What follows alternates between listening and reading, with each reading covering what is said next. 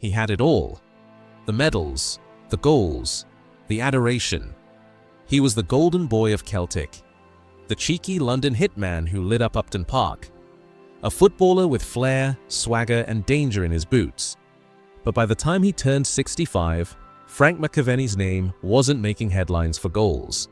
It was making headlines for courtrooms, cocaine, and collapse. This is the story of a man who flew too close to the lights, and when the party stopped, there was no one left to catch him. He was a hero, then a warning, then a voice of hard-won truth. Because Frank McAvennie didn't hide from his past. He lived it, broke under it, and told it all. A Celtic icon, a West Ham legend, a man remembered for brilliance and burden. Subscribe if you believe some stories don't need rewriting, they just need to be understood. Frank McAvennie was born in 1959 in Glasgow, a city of noise, grit, and football gods. But Frank wasn't born with a silver boot. He wasn't scouted at 10 or wrapped in academy promises. He was just a kid with hunger in his gut and fire in his stride. He got his break at St. Mirren in 1979 and quickly showed he wasn't just fast, he was fearless. By the early 80s, he was one of the most dangerous forwards in Scotland. Not polished, not quiet, but raw, explosive, unpredictable. In 1985, West Ham United came calling, and everything changed. London suited him. The lights, the laughter, the pace. McAvennie joined the Hammers, and in his first season, he scored 26 goals. His partnership with Tony Cottee became legend. They didn't just win games, they brought swagger back to Upton Park. That season, West Ham finished third in the First Division, the club's best top-flight finish in history. Frank had arrived, not just as a striker, but as a star. And the spotlight? He embraced it. But shadows always follow the light. By 1987, Frank McAvennie returned home, this time wearing the shirt of dreams. He signed for Celtic and walked into one of the most important seasons in the club's history, their centenary year.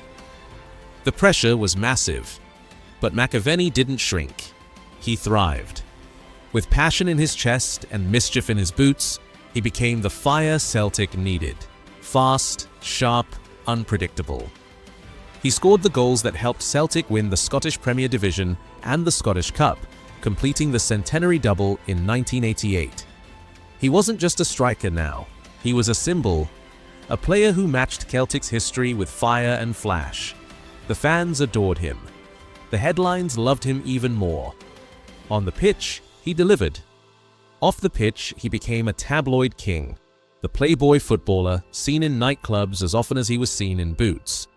But even in the chaos, he kept scoring, kept creating magic. Celtic fans forgave the headlines because Frank delivered moments that lived forever. He was at the peak, the top of Scottish football, the idol of Parkhead. But fame doesn't come with a safety net, and Frank was about to fall. October 17th, 1987. Ibrox Stadium. The Old Firm derby, Rangers vs Celtic. Tension thick, blood hot. Just 17 minutes in, Frank McAvennie clashed with Rangers keeper Chris Woods. Not a nudge, not a foul. A full collision, intentional, unapologetic. Woods grabbed McAvennie by the neck. Punches flew.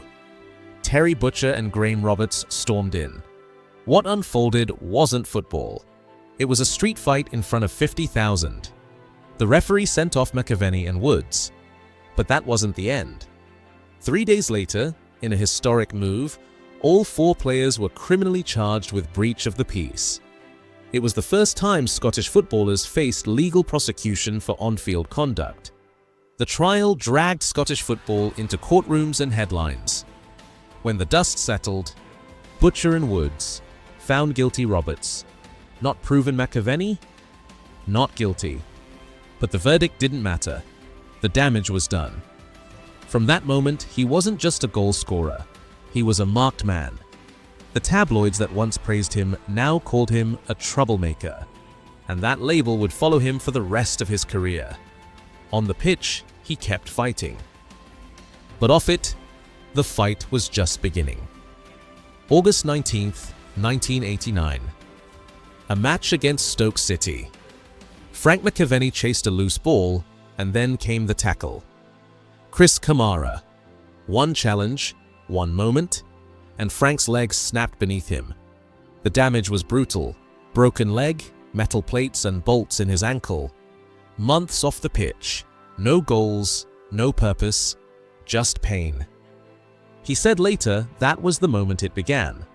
Not the fame, not the money. The silence. He was prescribed painkillers. And painkillers turned into nightlife, into distractions, into cocaine. He started clubbing in London, loud music, fast lights, faster habits. At first, it was fun. Then, it was escape. He said it himself. It started with boredom. Then it became my escape. And once it started, it wouldn't stop. That leg didn't just end a chapter of football, it opened the door to addiction, chaos, and the beginning of the fall. But the public didn't see that yet. They still saw the smile, the flash, the myth. The man behind it was already slipping. The fall wasn't sudden. It was slow, loud, and public. In 1996, McAvennie was caught with cocaine at Glasgow Airport. He shrugged it off as, just a wee bit of Charlie.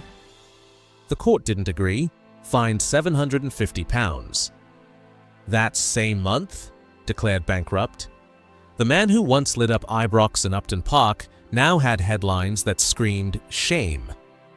Then came March 2000. The National Crime Squad arrested him as part of a drug trafficking investigation. He was charged with conspiracy to supply amphetamines and ecstasy worth over £100,000 on the street. He admitted to using cocaine when drinking, said the habit never left. It became a shadow, a friend, a trap. At trial, the jury cleared him of conspiracy, but they didn't clear the pain. He received a 2-year conditional discharge for possession and served time on remand. The damage was done, not just to his record, but to his name. His career was long gone. Now his freedom was slipping too.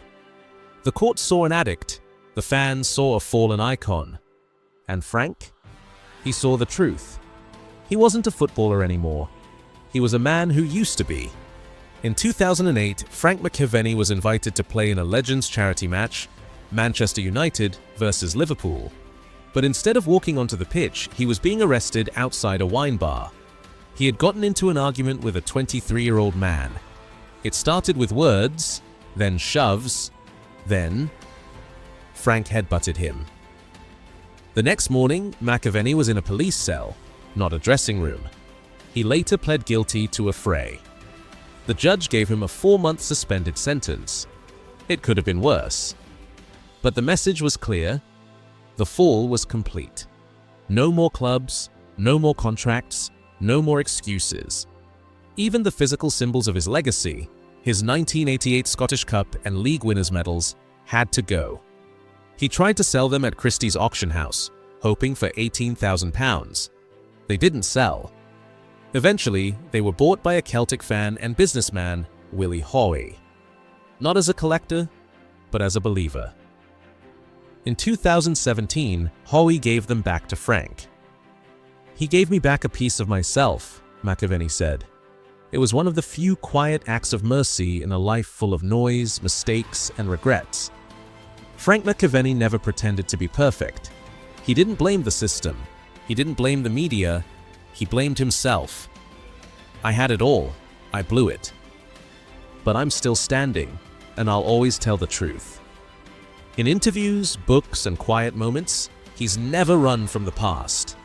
He talks about the addiction, the emptiness, the loneliness after the final whistle blew. And somehow, the fans still love him. Because honesty earns more than headlines. It earns respect. He became more than a footballer, more than a tabloid name. He became a symbol of how fast it can all disappear when there's no one around to catch you. A cautionary tale, but also a voice. A man who lived it all and now uses the wreckage as a warning to others. He's not cleaned up for public image. He's not airbrushed for nostalgia. He's raw. He's real. And he's still Frank. Frank McAvennie will never be remembered just for his goals. He'll be remembered for the headlines, the scandals, the chaos. But maybe that's too easy. Because behind all of it was a man who could have been one of the greats, if only someone had caught him before the fall. He had the gift, the fire, the moments that made fans rise from their seats. But football gave him everything except a plan for what came after, and the void swallowed him. Yet even in the wreckage, he never lost his voice. He told the truth. He didn't sugarcoat it. He's still remembered at Celtic, still has cult status at West Ham, still gets asked for interviews, not to glamorize the fall, but to make sense of it.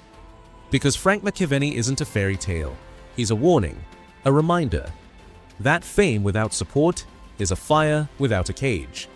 Subscribe if you believe football stories shouldn't just be about glory, but also about what comes next.